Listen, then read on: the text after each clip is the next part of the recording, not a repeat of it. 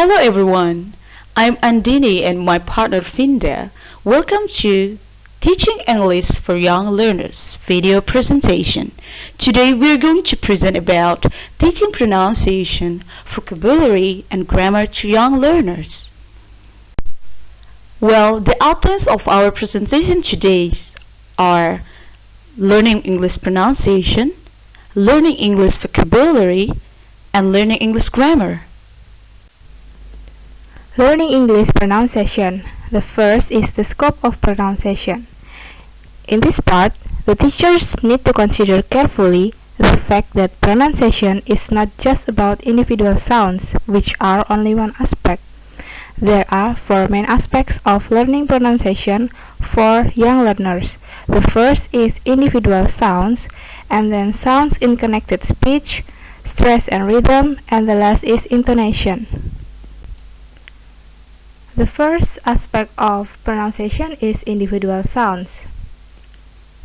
In individual sounds, the teacher should do 3 steps to make the students understand about individual sounds. The first, the teacher should demonstrate how the face looks when sounds are made. For example, how open or closed the mouth is, how rounded or spread out the lips are. And then the second is demonstrate the word on its own and then put it in a sentence so that the pronunciation practice is more meaningful. And then the third, the teacher should make students aware of differences in sounds. For example, to pronounce E or E. The second aspect of pronunciation for young learners is sounds in connected speech. It is important to practice how sounds blend together. For example, cut off, there is, and put in. As the teacher, we should teach the students to blend the words together, or it is sometimes called as linking the words. The students should say the word cut off as cut off, there is as there is, and put in as put in. And then the third aspect is stress and rhythm. Using rhymes, songs, and jazz chants are helpful to illustrate the stress and rhythm in English. The children can be asked to clap the rhythm to help them pick out the main stress in each line. And then the last is intonation. The use of intonation in learning English for young learners is to show the feelings and emotions. The second thing that should be considered by the teacher in learning English pronunciation for young learners is techniques and activities. There are 3 traditional methods of techniques and activities to teach pronunciation for young learners. The first is presentation of new words and sentence patterns, and then the second is subsequent practice activities, and then the third is exercises using minimal pairs. However, these 3 techniques or activities are considered as boring activities. So, the solution is making game-like activities. It is needed to make and provide interest and avoid meaningless repetition by the students. Now we move on to learning English vocabulary for young learners.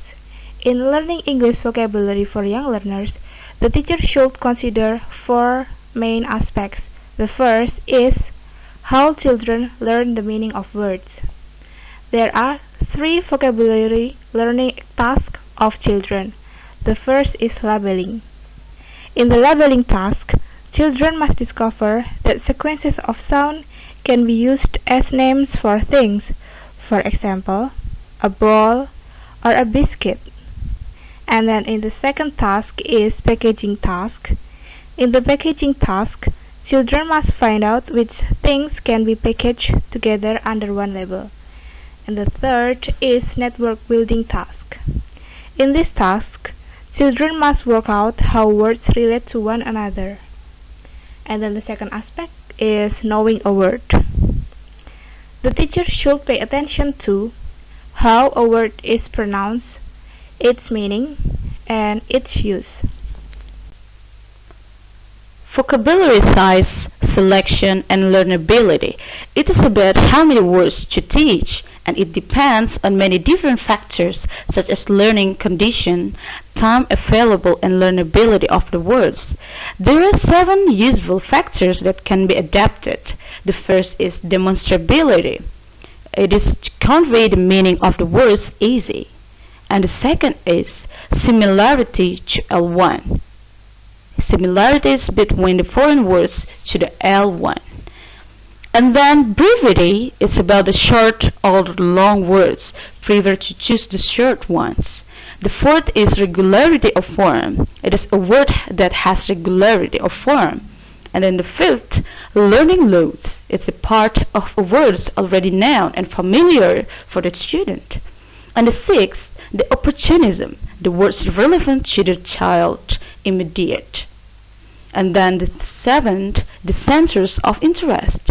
Is it interesting to the students? Make sure that the words is a fun value, because most of the courses for young learners will include basic vocabulary essential for communication. The vocabulary teaching and learning process. There are 5 stages that can be used for the teacher in teaching vocabulary. The first is understanding and learning the meaning of new words. It should be presented in a context which is familiar to the child. Visual support is also very important to help the student convey meanings and help them to memorize the new vocabulary, such as lexical, the rhyming, color sets, grammatical sets, partners, and opposites. And then there are some other techniques to introduce the vocabulary, like using objects, using drawing, illustrations, actions, pointing, touching, testing, and using technology. That's very helpful for the student. And then the second is attending to form. It's about how we decide the level of the students depending on the age. We can use listening and repeating, listening for specific phonological information, and then looking at observing the written form, and then noticing the grammatical information, and copying and organizing. And the step 3 is the vocabulary practicing, memorizing, and checking activities. Activities requiring them to do things, to do something, to make strong memory connection by learning words in groups. So we can learn about classifying and sorting, giving instructions, picture distinctions, and what's missing, word searches, sequencing, and also labeling.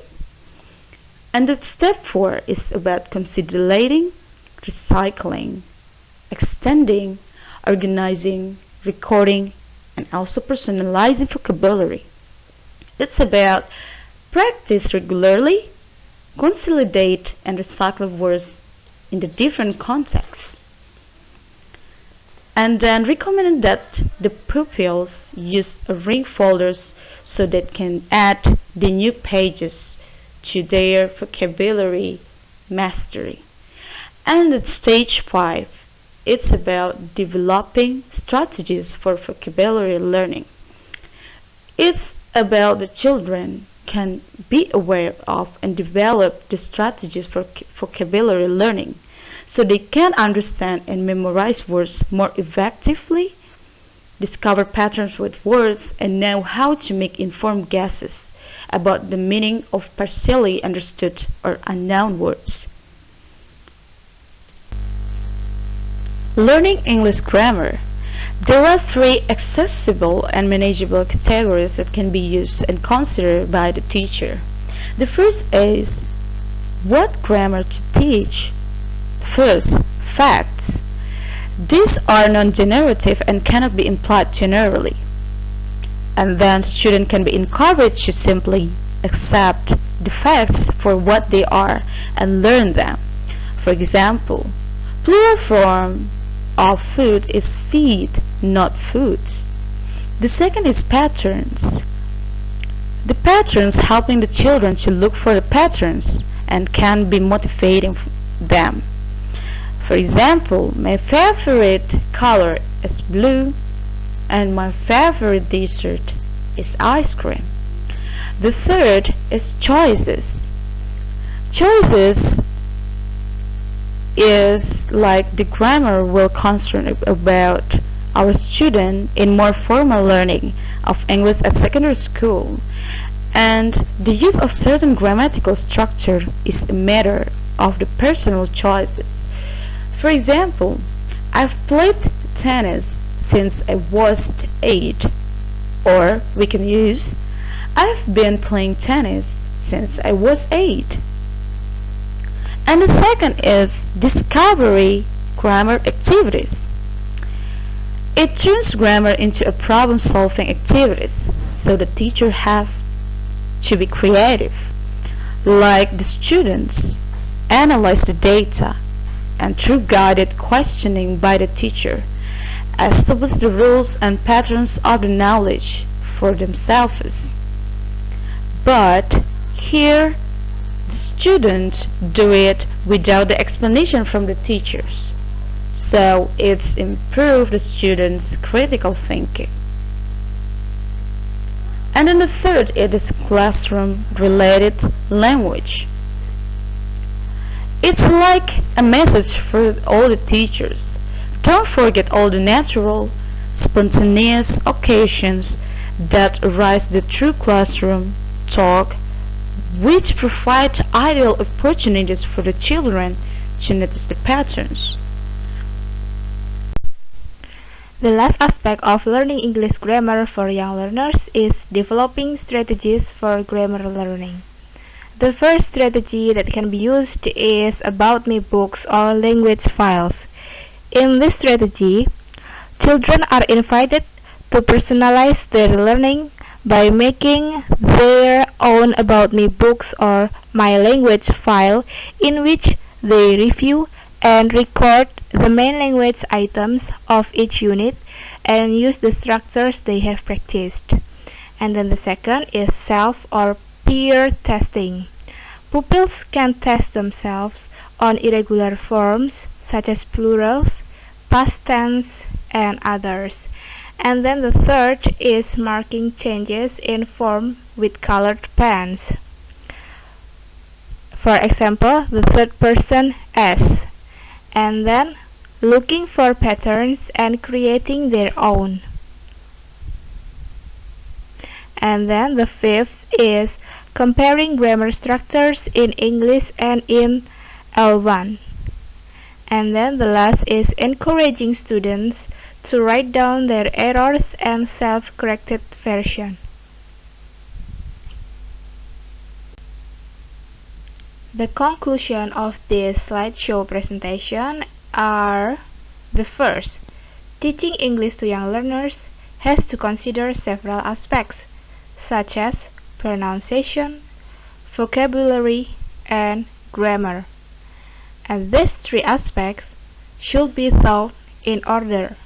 The first, we can teach about pronunciation first, and then vocabulary, and the last is grammar.